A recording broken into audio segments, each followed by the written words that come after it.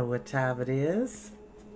Ha! Get into it! Get into it! Yes! Ah! We are back, lovelies. We are back. Hi. How's it going? Whew. It has been a busy, busy weekend for a lot of people I know. But I'm glad to be back here with you for Storytime. Hold on one second. I gotta grab my headphones.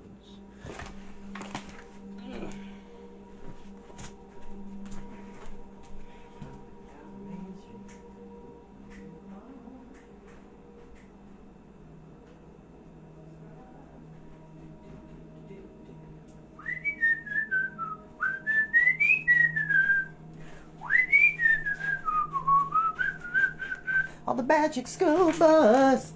See, that... Okay, so I know there's... I'm showing my age. Let me tell you something. The 90s was a time to be a kid.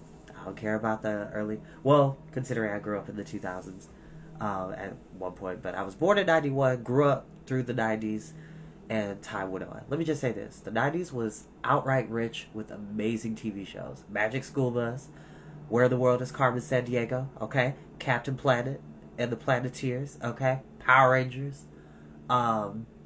Gems, The Littles, Out of the Box, Big Comfy Couch, Sesame Street, Mr. Rogers, Teletubbies even. That's more so because my youngest brother wanted to watch it, but that's besides the point. We just had some awesome programs, and if anybody recognizes the tune I was whistling, that's part of the theme song to Magic School Bus, which, by the way, is made by Little Richard. Fun fact. One of the kings of rock and roll, Little Richard, worked on the song for the intro to Magic School Bus. Which makes me think I should have a theme song for Storytime. And even though I know how to read music, I've never taken the time to transcribe music that I myself have created. So that's something I could definitely look into. And if anybody has any suggestions, let me know. But we didn't come to hear me blather. We came to hear a story. And as always, as I always say, you do not have to watch these videos when they go live. You're more than welcome to watch them in your downtime, nap time, max relaxing, chillaxing time, mean time, in between time, ski time, leading time, study time, break time, CP time. Anytime you want to hear a highly animated voice bring you wonderful stories of magic, fantasy, science fiction, adventure, and many, many more in between. We are back with Lloyd Alexander's Taran Wanderer. And Taran and Gurgi and Fluter have happened upon a wonderful family that lives in the free commons, and they happen to have a sheepfold, a whole pasture where the sheep that Kradak had before he passed away, they took the flock of sheep with them across the land. And now they have a space to stay. And this family that is cared for by Lonio and his wife, what's her name? Goen. There we go. Goen. So it's Goewin. Excuse me. We'll figure it out, and we'll make sure proper pronunciation is attributed. And to all my friends of Welsh descent who do watch these videos, please politely correct me by messaging me or giving me some advice on proper pronunciation for Welsh names and whatnot. For the most part, I'm doing pretty good, but I always am welcome to constructive criticism. So, without further ado, let's go ahead and begin.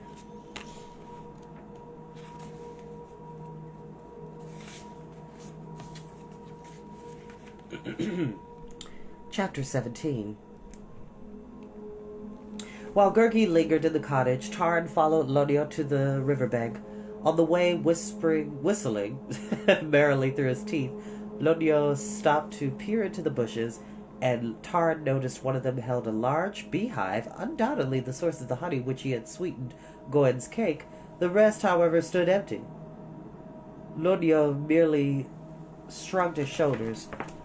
"No matter what," he said, "something will surely find them later. Last time a flock of wild geese flew down to rest. She should have seen the feathers left after they'd gone, enough to stuff cushions for every one of us." By now they reached the river which Lonio named as Small Avon, since farther south it flowed into Great Avon itself.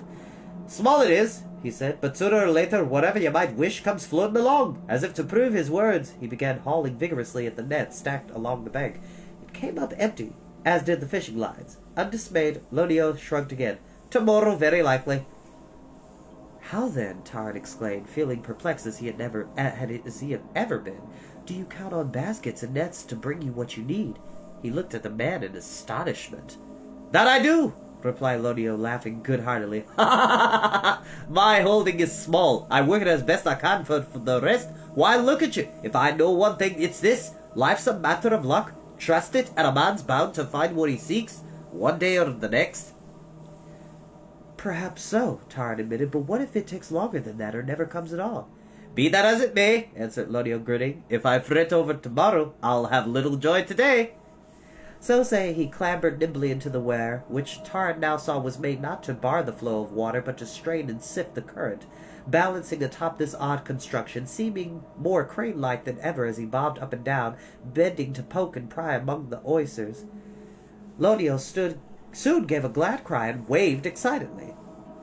Taran hurriedly picked his way across the dam to join him. His face fell, however, when he reached Lonio's side. What had caused the man's joyful shout was more than a discarded horse bridle. Alas, said Taran, disappointed, there's little use in that. The bit's missing and the reins worn through. So be it, replied Lonio. That's what small reverence brought us today, and it will serve, one way or another. He slung the dripping bridle over his shoulder, scrambled from the dam, and with Taran following him, set off with long strides through the grove of trees fringing the river. In a while, Lonio, whose sharp eyes darted everywhere at once, cried out again and stooped at the bottom of a gnarled elm. Amid the roots and for some distance around, mushrooms sprouted abundantly. Pick them up, wanderer, so Lonio explained. There's our supper for tonight. The finest mushrooms I've ever seen. Tender and tasty. We're in luck today. Quickly gathering his finds, Lonio popped them into a sack dangling from his belt and set off again. Following Lonio's rambling, halting now and then to cull certain herbs or roots, the day sped so swiftly it was nearly over before Taran realized it had begun. Lonio's sack being full, the two turned their steps back to the cottage, taking a different path from the way they had come. As soon as they ambled along, Taran caught his foot on a jutting edge of stone, and he tumbled head over heels. Your luck is better than mine, Taran laughed ruefully. You found your mushrooms, and I no more than a pair of bruised shins. Not so, protested Lonio, hastily scrambling away the loam partly covering the stone. Look you now, have you ever seen one so shaped, round as a wheel and smooth as an egg? A windfall it is that needs only the picking up. If a windfall, Taran thought, it was the hardest and heaviest he had stumbled on, for Lonio now insisted on unearthing the flat rock. They did so with much digging and heaving, and carrying it between them struggled back to the farmhold, where Lonio rolled it into the shed, already bursting with an odd array of churn handles, strips of cloth, horse trappings, thongs, hanks of cord, and all the harvest of his wares, nets, and baskets. Over the cook fire, the mushrooms, eked out with the leftover griddle cake and a handful of early vegetables the children had found, simmered so deliciously that Taran and Gergie needed no urging to stay for the repast. As night fell, Taran welcomed the family's invitation to rest by the hearth. Gergie, stuffed and contented, began snoring instantly, and Taran, for the first time in many days, slept soundly and dreamlessly. The next morning was bright and crisp. Taran woke to find the sun high, and though he had meant to saddle Melalas and be on his way, he did not do so. If Lonio's ware had yielded little the day before, the night current had more than made up for it. A great sack of wheat had somehow became tangled with a cluster of dead branches, which served as a raft, and thus had floated downstream, undampened by the river. Goen, without delay, brought out a large stone quern to grind the grain into meal. So a quern is basically like a smooth, kind of like an early cutting board, basically, or a milling stone. So basically, when you take grain, in order for you to get the seeds and nutrients out of it, you have to grind them with either a pestle, which you can use this way. It's usually like, okay, I'll use my remote for an example. So get a little cup and you put your herbs or grains and seeds in it, and you use the hardened part of the pestle handle to grind them into a paste or to a powder, depending on what you're going for. And you can use it as either a salve or tea or medicine, anything practically. A sauce, a paste, anything.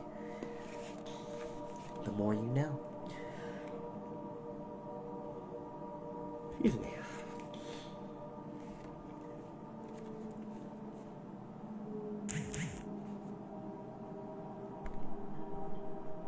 Oh, okay. Alright. Just making sure.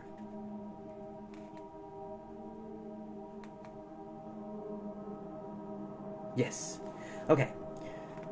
Goen, without delay, brought out a large stone, quern to grind the grain into meal. All took a hand in the task, the children from eldest to youngest. Even Lonio himself.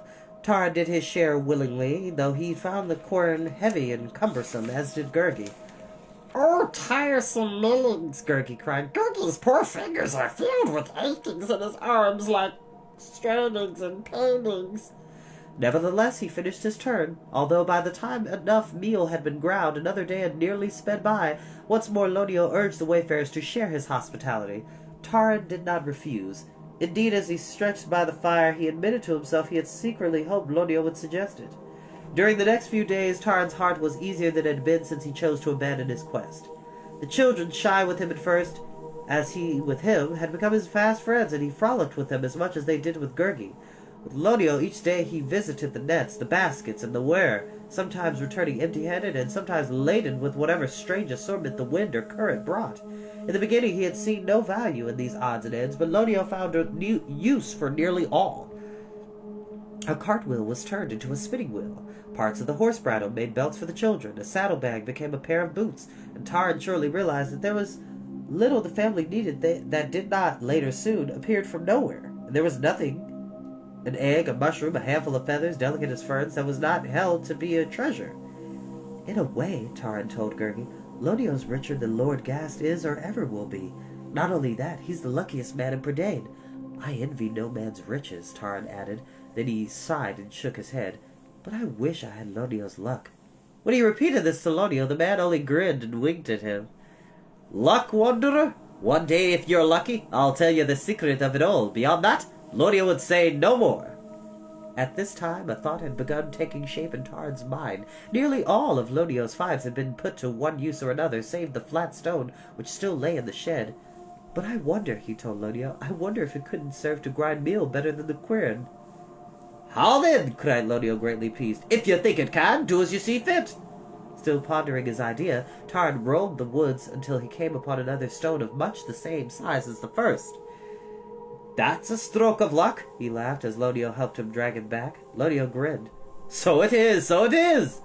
During the several days following, Taran, with Gurgi's eager help, toiled unceasingly. In a corner of the shed he set one stone firmly in the ground, and the other above it.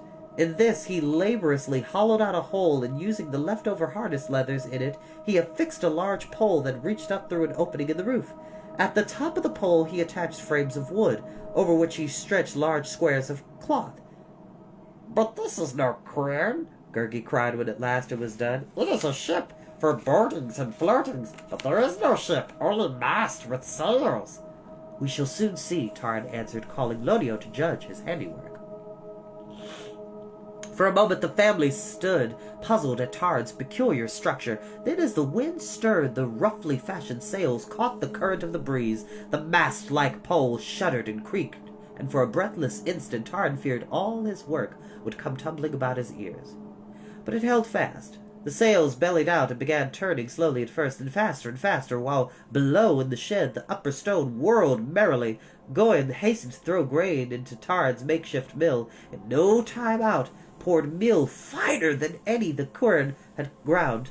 The children clapped their hands and shouted gleefully. Gurgi yelped in astonishment, and Lonio laughed until the tears ran down his face. "Ha ha ha ha! Wanderer!" he cried. "You've made me much from little, done it better than I ever could. Ha ha ha ha!"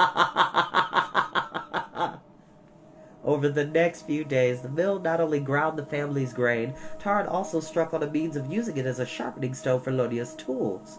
Looking at his handiwork, Taran felt a stirring of pride for the first time since leaving Cranach's valley. But with it came a vague restiveness. "By rights," he told Gurgi, "I should be more than happy to dwell here all my life. I found peace and friendship. and a kind of hope as well.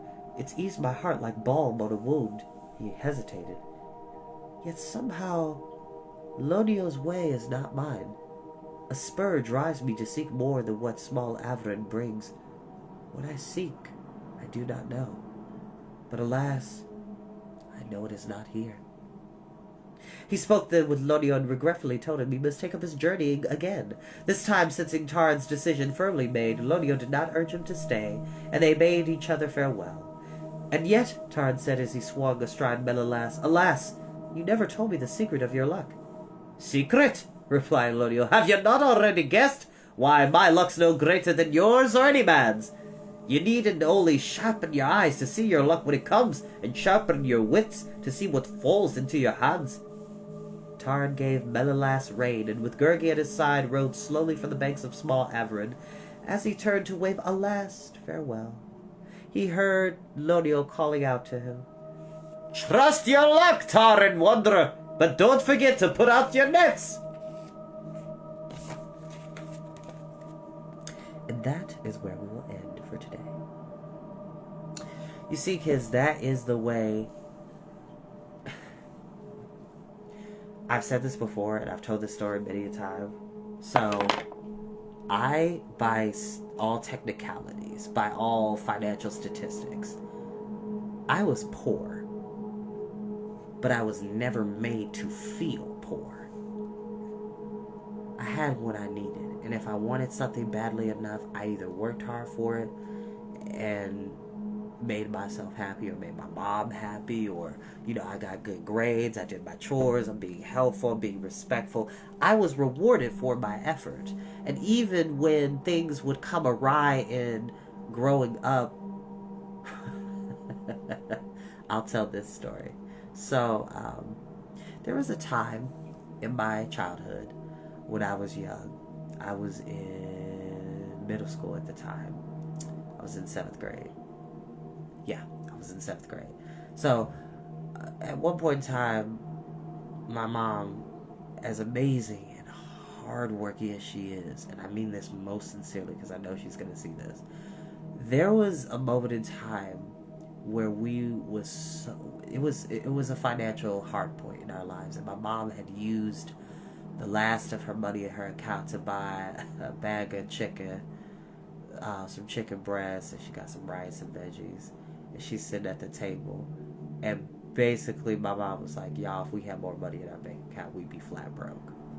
And my mom is like tearing up at the table, and I kid you not, she'll tell this story. I don't know what... Honestly, I was trying to make her feel better, but I don't know really what possessed me to say this. But I looked at my mom and I was like, hey, Ma, we may be poor, but we are rich in spirit. I love that. And she just looked at me and she just smiled, tears coming down her face. She's like, honey, that is beautiful, but we still poor.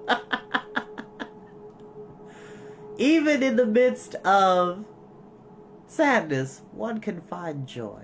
One can find peace. One can find hope. And then maybe a few days after that, our women's ministry at Providence, God bless each and every one of those women, they all brought $300 worth of groceries and dropped them off.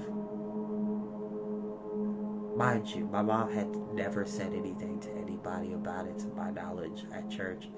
But they came and dropped off all these groceries. And my mom just cried, and she just kept saying, she said, he will pour you out a blessing that you will not have enough room to receive it. And that right there is a primary example. Like, we were poor. Like, we were struggling. But I said it to my mom to reassure her, to make her feel better, and also to reassure myself. Because I knew that, like, yeah, it may be tough now, but that's not going to be forever. Trouble don't last always, kids. In whatever belief system you prescribe yourself to, which is unique to the individual. There's not one set thing. But for me, I had to say that to my mom. Something inside of me was like, I want my mom to feel better. I don't want my mom to think of herself as not being self-sufficient and not being an incredible parent, which she is. Yeah, by the way, kids, even though I'm 32 years old, my mom is still my mom. Being a parent doesn't end when you leave the house. Let's be very clear. And honestly, most people would be grateful to have somebody who is wanting to be their parent and check on them and talk to them and be around them. It's a beautiful thing. So, I say all that to say, don't always be ready to look at the negative. Look at the positive in spite of the negative. Realize the reality of your situation, but still believe and know that trouble like this doesn't last forever. And I said it with a straight face. I think I was like...